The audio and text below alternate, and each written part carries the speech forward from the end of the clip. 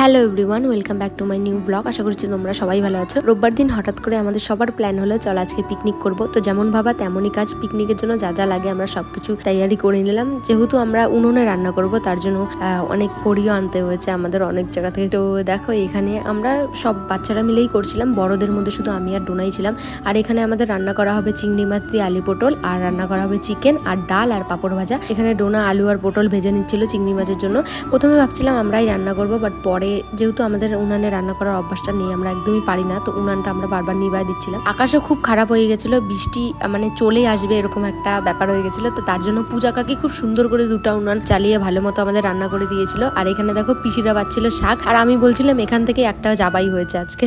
আমরা কুনালের জমি থেকে এই আমটা চুরি